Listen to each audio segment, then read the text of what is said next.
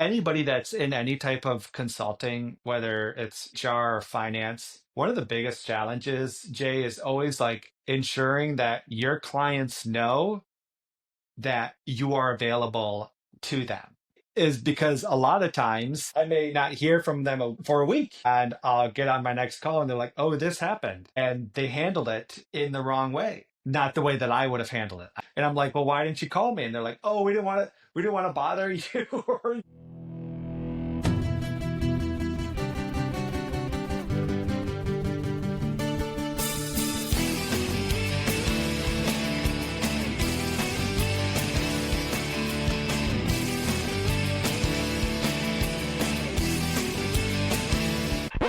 Welcome to Backstage Pass with the HR Rockstar, the show that pulls back the curtain and cranks up the volume on the most pressing HR topics, from talent strategies and workplace culture to career pivots and leadership. Because in today's world, HR isn't just behind the scenes, it's center stage. I'm your host, Jay Arnold, and in the world of HR and talent, there are times we recognize top performers within the workplace, sometimes referred to as rock stars. This podcast combines my love of HR as my career with my experience of 10 plus years performing shows around Michigan and the Midwest in my rock band, chasing the dream of being an actual rock star. Join me as I sit down with rock stars in their fields to have fun, insightful conversations that keep the human in human resources. Together we'll disrupt, innovate, and amplify the future of work. So grab your pass, turn it up, and let's make some noise. Joining me today is Brad Voorhees, owner and advisor of ScaleTX, where he works with small and medium-sized businesses that need guided HR counsel to scale to the next level. He also currently serves as President of Detroit SHRM, where you can find him at events around Metro Detroit. Welcome to the show, Brad. We've had the pleasure of seeing each other around town at HR events for a number of years. You're very active on LinkedIn. Before we get started, why don't you tell everyone a little bit about yourself? Well, I will start with the stuff that people want to know, which is the personal side of me. I'm sure there'll be plenty of talk about what I do in the HR community and professionally, but I was born and raised here in Royal Oak. I'm a Royal Oak kid. My parents still live in the house that I grew up in, and I went to Royal Oak schools. I met my future wife in college at Oakland University. I was in a fraternity, she was in a sorority. Before we decided to start dating, we had each dated, I dated several of her sorority sisters prior. She had dated several of my fraternity brothers prior. Just our two organizations just always hung out. But eventually in 2006, I was lucky enough to, I guess, score that first date, and we've been married since 2012. We live in Royal Oak now, and I have two children. I have an 8-year-old daughter and a 2-year-old son. And when I am not working and not doing anything on the professional side, I am dad of the year. That's a little bit about myself from a personal side and what I like to do hobby wise. I really enjoy watching baseball, specifically the Atlanta Braves. I'm a humongous Atlanta Braves fan. So it's spring training right now, and the season starts as of this recording 2 weeks from today. And I'm really looking forward to it. I might surprise you. I'll go down to Comerica Park when they're playing the Tigers and just look for you and just pop in one day. Yeah, well, what's nice is the Braves are actually coming to Detroit for a 3-game series this year, this season, upcoming season, and you can find me at all 3 games there, I can assure you. So As far as your career, what inspired you to pursue a career in human resources, and how did your journey lead to the founding of ScaleTX? So those are two different things. In terms of starting my career, I worked at a YMCA here in Royal Oak, almost the tail end of high school and almost all through college, at least my undergrad. I worked there for about 4 years, and I was a lifeguard and I did other things. And so it's not like I was in any type of management position. But what I did get to, being there for 4 years, essentially a full-time employee, I did get a lot of exposure to the management staff and the inner workings just of a business, albeit a nonprofit, it's still, just having that kind of direct exposure and daily activity. There was certainly people there that encouraged me to go into HR and get my undergrad in that. And then, of course, when I started college, I already mentioned the fraternity piece. There was several fraternity brothers who really helped push me towards that direction. But I think what's most important to think about that is not necessarily why I got into it, but why I stayed, right? Because HR is all I've been doing since 2007. So I've been doing it for 18 years now.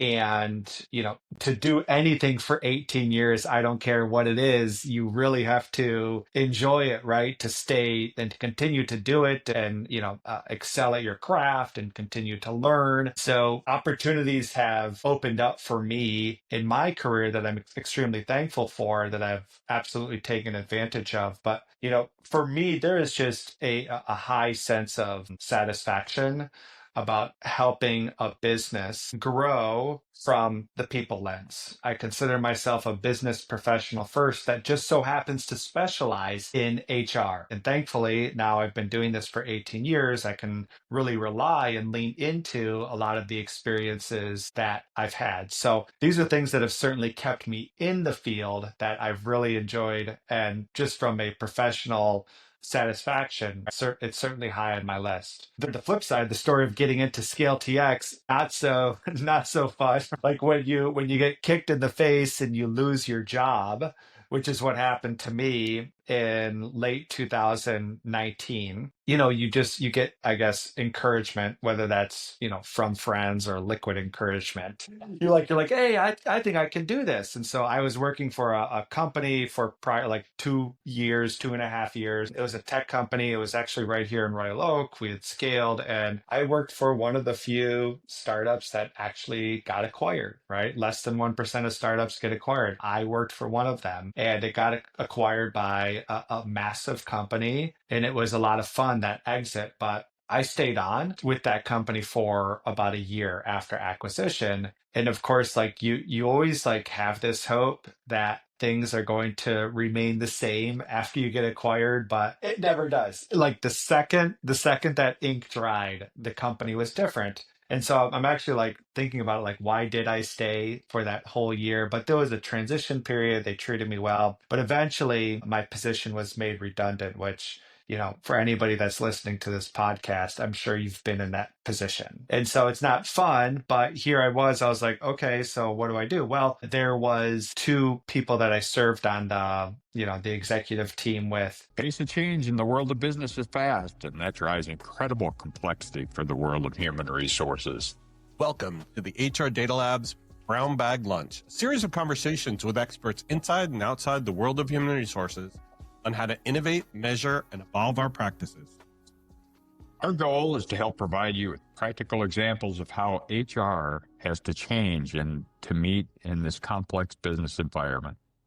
Every week, we'll talk to new and different voices on all aspects of human resources.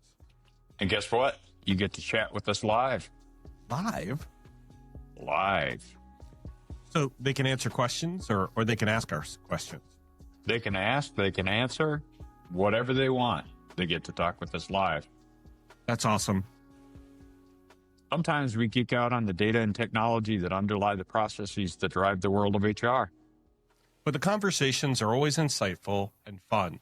So please enjoy the HR Data Lab's Brown Bag Lunch. Of the original company that were in the go-to-market space, operations, sales, marketing. And they had left the firm earlier that year, earlier in 2019, and they went and started their own consulting firm. So when it was my turn to be made redundant, they had said, like, we all kind of went out for dinner, and they were like, Brad, you should do this. You should go into consulting. And I'm like, all right, let me think back at that point, my 13 years of experience. I'm like, I've helped a lot of small businesses. That's what I've done. And, the last 5 years, it's been in and out in terms of it becoming a side hustle to a part-time thing. And now for the last couple of years, it's just been my full-time thing, and it's my full-time focus. That is the origin of ScaleTX. I've seen you grow it because we follow each other on LinkedIn, and we're always liking and posting throughout the day or week. And I appreciate that. Yeah, absolutely. Well, that's the thing. Anyone who's new to HR, if you're still in school or you're pivoting in your career, that's one thing that I will share is that we're here in Metro Detroit, is that HR is a community, and I'm sure every large city has their community, but we are all cheering each other on. And if I see you do well, that's a good thing. If I see someone else from Detroit SHRM do well, I'm there cheering them on. Doesn't mean someone else isn't doing well. It just means you're all there in each other's corners. So being a large community, whether it's through Detroit SHRM or just in the HR space alone and here in Metro Detroit or even virtual now, I think is key to building those relationships. Absolutely. So with ScaleTX, could you really elaborate on maybe the specific services that you offer to small, medium-sized businesses, particularly those without a dedicated HR lead? I work with what I call just small businesses. And of course, that is a subjective term. So how I define it essentially is like 30 to 300. That's a small business to me. Whether it's like a family-owned business or not, that's kind of the world that I live in. And certainly like all of my content is geared towards that on LinkedIn. That's certainly like when I'm prospecting, those are the businesses that I target is 30 to 300. And what I do is I work with companies that are in that range that either have no HR on staff, like whatsoever, or they have somebody that is like their secondary function, but they're wearing the HR hat. That could be like the bookkeeper or the controller or the office manager or the executive assistant. Or if they do have somebody that's like actually has an HR title, for example, it's an HR generalist, coordinator, specialist, somebody more junior in their career. And what I do is I advise to businesses that fit those criteria to help them solve their HR challenges, elevate their HR department, no matter who I'm working with out of the people that I described, and mentor their HR team. That's what I do. So as like a advisor on an on-call basis, I'm there not only to help prepare your strategy and execute on a strategy out of the three things that I just listed, but I'm there to solve your everyday challenges. And being in HR, and especially working with the industries that I tend to work with, which are construction and manufacturing and warehousing, those issues, Jay, could come up to, well, we need a better process on how to request time off, all the way to, Brad, what do we do? Somebody punched another employee on the plant floor today. Right?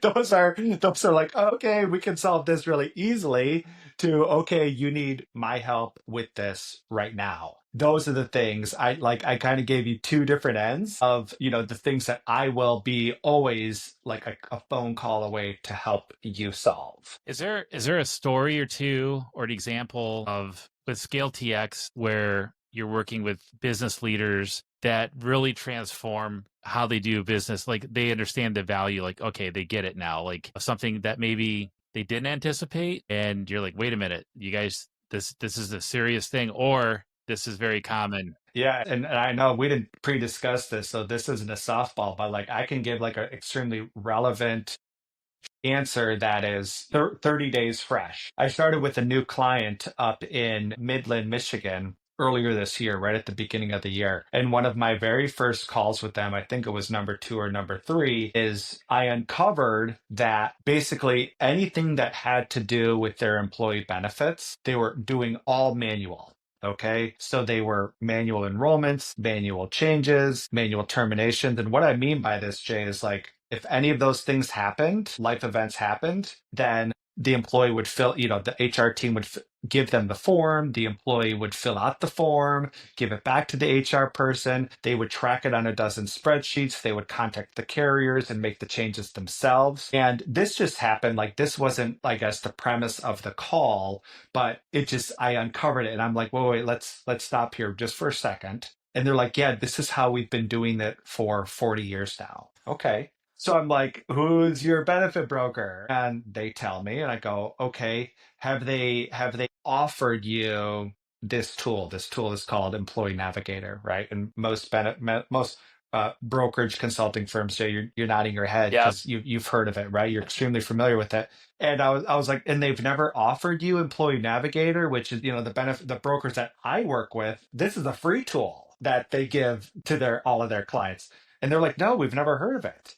And I'm like, okay, so you're a 300-person organization, like an internal HR department of one, and you've been doing all of this manual. And they're like, yeah.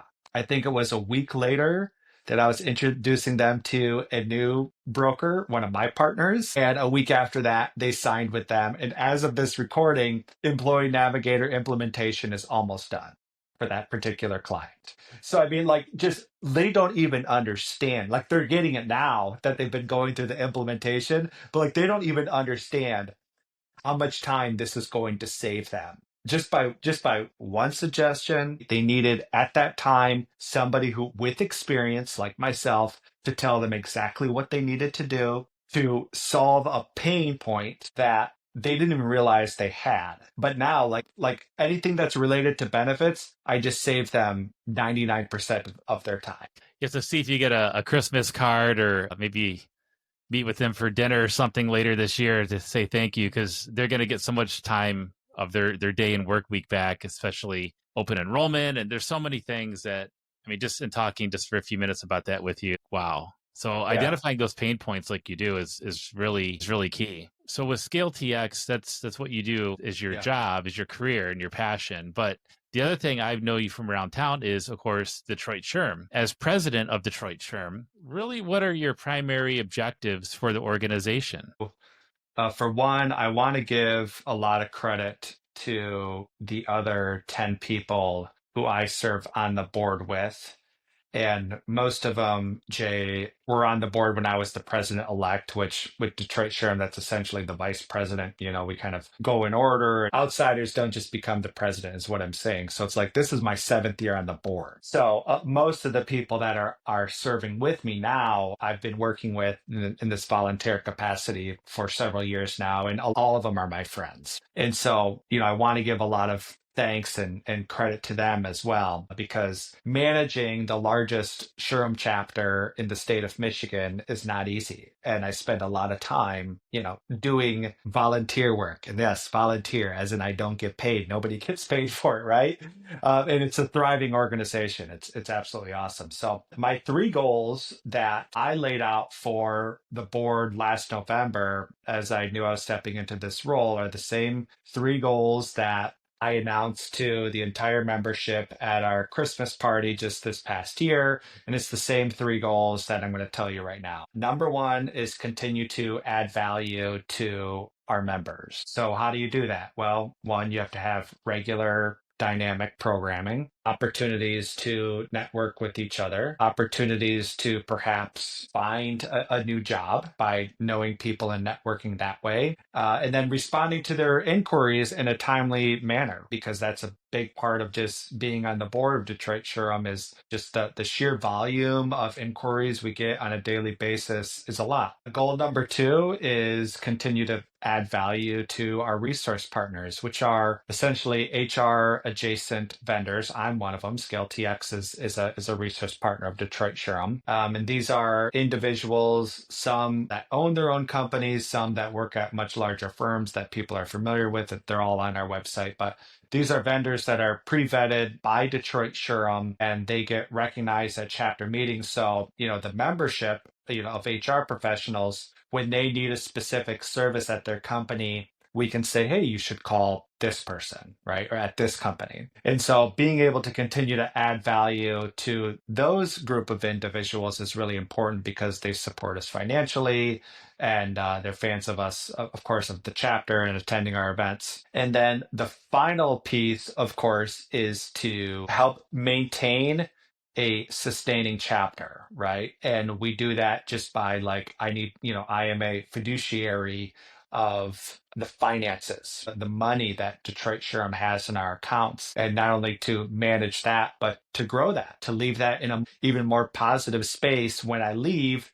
than when I took it when I started. So those are my 3 goals: continue to add value to membership, continue to add value to our resource partners, and to be responsible with our finances and grow that. If there's someone working in HR right now, whether they're a seasoned professional, they're fresh out of college and they're starting that first HR role, or they're still in school and they don't know what's next, they're trying to figure out how to even break into HR with their degree that's coming later this spring or next year, and they have not joined Detroit SHRM or a chapter where they live in another state. What are some things that they could look forward to? Because sometimes they might not even realize the resources available. They could be in Indiana or Texas, not even knowing there's a chapter in their area, or they're right here in Metro Detroit. I would, if I know someone, I have recommended people go, hey, meet me there. I'll introduce you to some people. And it's a great networking event. You'll start meeting different people within HR at all different levels of HR within organizations. What are some things really to let that person know, like they should do, or hey, consider joining this? Yeah, absolutely. Well, for one, like the state of Michigan alone has, I think, 17 chapters, and we're not the largest state, but we're also not the smallest state. You live in a place like Texas, there's probably like 50, right? Maybe more. So it's like, it doesn't matter where like I've actually met people who are part of SHRM chapters in Alaska, where everybody, like, it's so big and people are spread out, but like I know those people. So, there are, wherever you live, there is a SHRM chapter nearby. I can assure you of that. For individuals, whether like you're about to graduate or maybe you are an experienced professional, but in a different field and you want to get into HR, SHRM of any chapter, right? I'm biased and I'm going to say if you're in this area, of course, come by to Detroit SHRM, but SHRM is a fantastic resource. You see the sweater I'm wearing. This is the logo of the national chapter. And so there's different levels. We have our national chapter, and that's like paid staff of an organization, I don't know, maybe 100, 200 employees that are in the DC area. In SHRM, they lobby in terms of like they shape a lot of the employment law decisions that get passed down from our capital. And so like they're a huge kind of behind the scenes force in the world of HR. And then they have these state provinces, and then they have these local chapters, and the local chapters with what said people can attend events on a regular basis, and it's something that I lead.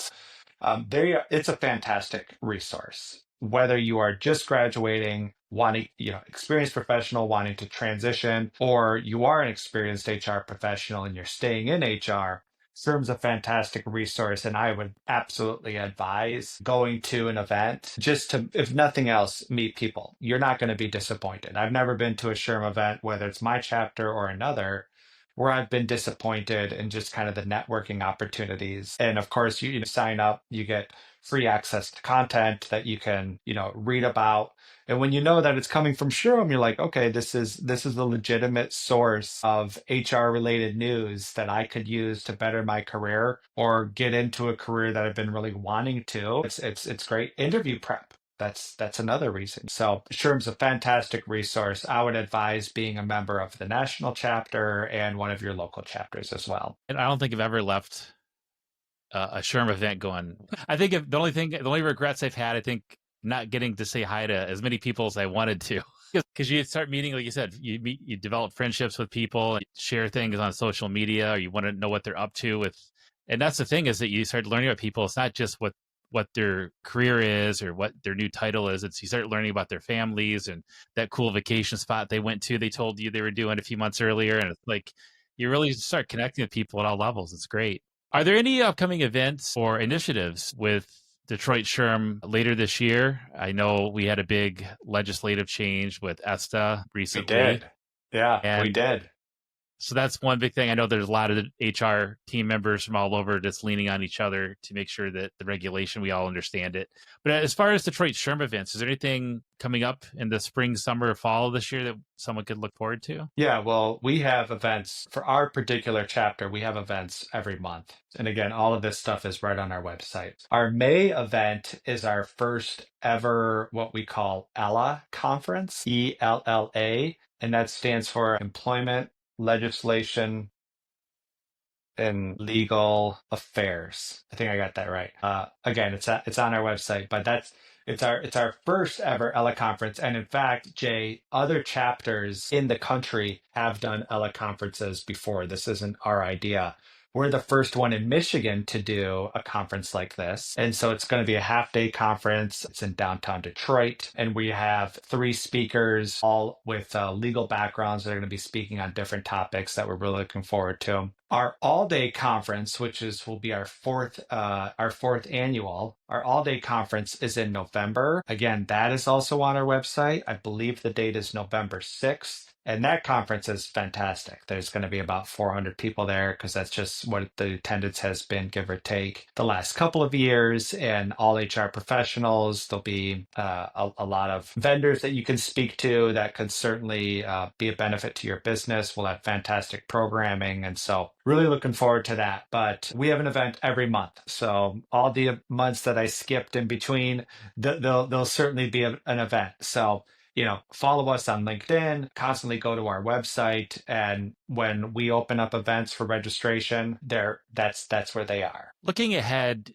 future opportunities and challenges for small and medium-sized businesses, do you see any emerging trends that are going to impact HR practices for the clients you serve at that 30 to 300 person level? I can tell you what. The clients that I serve, again, when we talk about manufacturing, construction, warehouse, these industries are massively hit by the labor and talent shortages. And guess what? Like even large companies feel that burn as well. I mean, it's difficult to get a hold of people that even want to do the work, let alone can do the work, And so I don't see that slowing down anytime soon. So that's certainly going to be a challenge for small businesses because then you kind of get into the conversation. Well, if everybody is facing these types of challenges, whether they're a small business or a large business, well, how else do you compete? And if you're going on financial resources alone, then who do you think is going to be able to win out on that talent?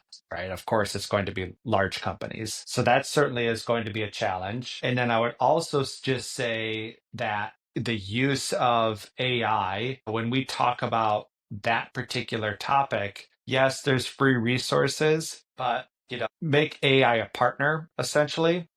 These are big company tools. They're expensive tools. And again, when you're a small business, you may not necessarily have the resources to even use that, which AI in itself is to help. One of the reasons is to help with your talent shortages, right? Taking jobs that nobody wants to do and perhaps automating them. But then when you don't have the financial resources to even do that, that's certainly a challenge. Everything's going to be, I would say it's none in particular that's to a small business. They're facing the same challenges large ones are. Their own unique challenges is that larger companies in general are going to have more financial resources to win out on the competition war. What advice would you offer to CEOs or business owners of the small, medium-sized business that are currently navigating those people-related challenges without an in-house lead? Is there anything that jumps out? The work that I do, because I am essentially serving as that in-house lead. I'm just not in-house. But, my clients can come to me whenever they want. We have a regular weekly meeting and then they can call me in between those meetings. And so like the advice that I give, whether it's on kind of the two issues that the two ends of extremes, like, hey, we want to improve this process, or, hey, we had somebody punch another employee in the face, right? How do we deal with that? Those are just two examples of the type of stuff that I advise my clients on. But look, anybody that's in any type of consulting, whether it's HR or finance, one of the biggest challenges, Jay, is always like ensuring that your clients know that you are available to them, right? Is because a lot of times I may not hear from them for a week and I'll get on my next call and they're like, oh, this happened. And they handled it in the wrong way. Not the way that I would have handled it, I guess, right? And I'm like, well, why didn't you call me? And they're like, oh, we didn't want to bother you, or like we thought this was the right way. And so it's like, again, like anybody that's in any type of advisory consultant work, finance, marketing, whatever the HR, whatever the case may be, it's like, folks, you're paying for a service. The best thing that you can do is always remember that I'm a phone call away to help you solve these challenges. So that's the advice that I give. to especially when I immediately start off a new engagement with a client, as I say, hey, more that you call me and come to me for these types of issues, the more value you're going to get out of this engagement. Yeah, I think that's key. Talked to an employment attorney recently, and he said the same thing. A 15-minute phone call can save you so much in time, money, headaches, everything. So, like you said, whether it's an employee punched someone or they just had a quick question on a benefits thing you talked about earlier, that you ended up finding a solution right away. Right. Yeah. So, I know. look at all the time and resources you'll save going forward.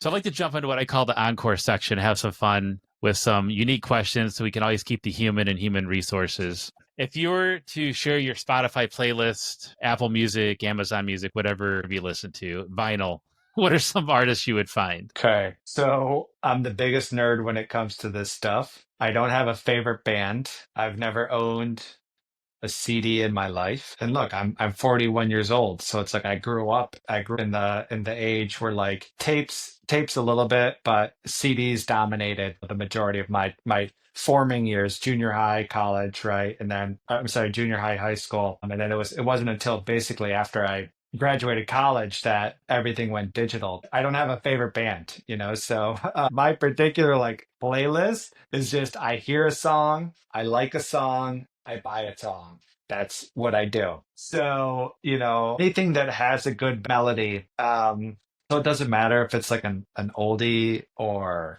jazz to blues to rock to pop to whatever. As long as the song has a good melody and I'm like, hey, I really like this song, the lyrics, right? Then I'm like, okay, let me go on iTunes or Apple Music and I buy it for like $1.29 and then it's on my phone forever. And so like when I'm like working and I'm listening to music on my AirPods, I press play and it's just shuffles. So I could be listening to Whitney Houston one song and then Madonna the next. It doesn't, like it doesn't matter. So it just goes from one to the other, my friends. So yeah, there's going to be a ton of like music lovers that are going to be like, oh my gosh, this guy is the worst. I'm just not into it like most people are with music. And that's ironic being the podcast that I'm on right now. That's okay, but I think some of those artists that you named, or any of the artists that you download or you pay for that one song, they appreciate that because usually around every December, January, I get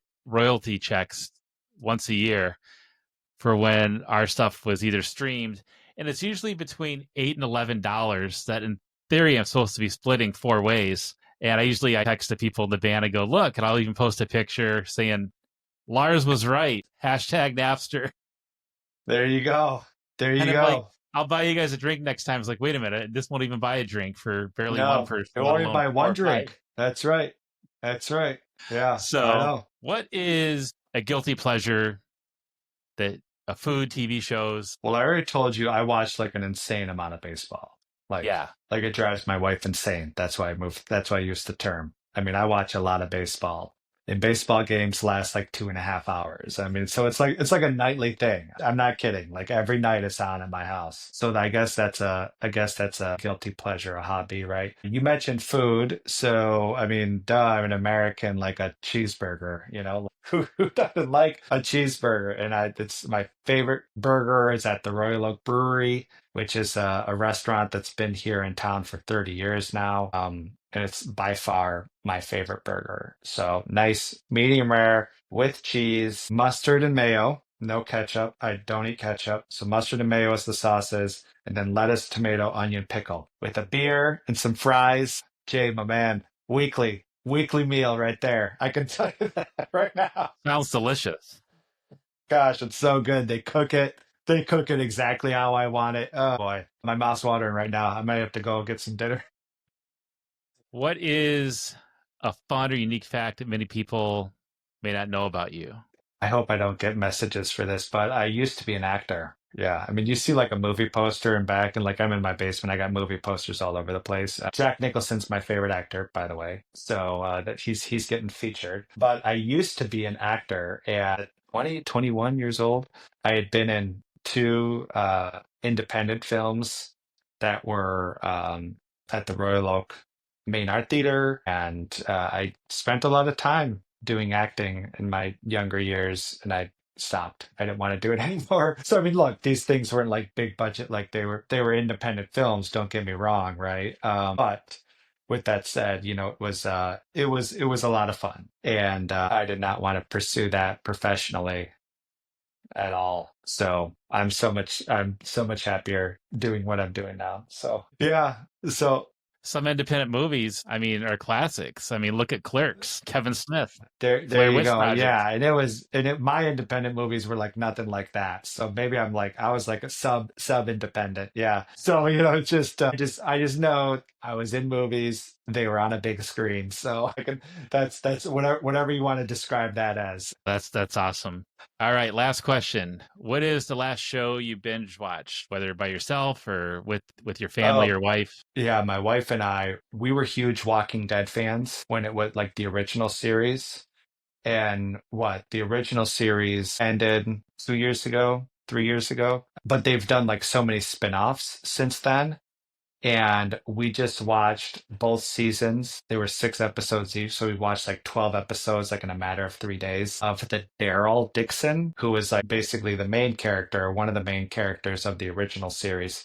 He got his own show, and it's after the original series ends, and he ends up in Paris, and you don't know how he ends up in Paris. And like these 2 seasons are about him trying to get back home to America. Well, of course, there's bad guys and there's zombies, and so like my wife and we binged like 2 or 3 episodes a night for like 4 nights straight. But it was so entertaining, Jay. I'm telling you, like the kids were in bed. We're like, we shouldn't be staying up this late, type of thing. But like you watch one episode and you're like, I don't care what type of punishment I'm going to take tomorrow morning. We're watching another episode, but like it was fun. It was fun to do.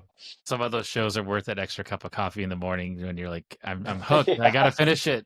I agree. I agree. Brad, this has been, a really insightful and inspiring conversation. And I really appreciate you sharing your story and expertise. For those that want to connect with you, what's the best way for them to reach out to you if they want to have a question on your services or Detroit SHRM? Well, for both, you can just go right to LinkedIn. I'm very active on LinkedIn. You can follow me. My contact information is there, my email and my phone number. So I'd love to, if you are a small business owner who's struggling with just anything HR related, I would love a chance to talk to you. If nothing else, I can point you in the right direction. And also, if you are interested in getting involved with SHRM, Detroit SHRM, you can email me with my contact information there, or you can go right to our website, and there's actually an intake form that you can just fill out. And that form with all the details that you filled out, they get sent and filtered through the board. Great. Well, I know I'm going to see you at an event in the near That's future. right. Yeah. So, all right. If you found value in today's episode, be sure to subscribe, share, and leave a review. Until next time, keep rocking HR excellence.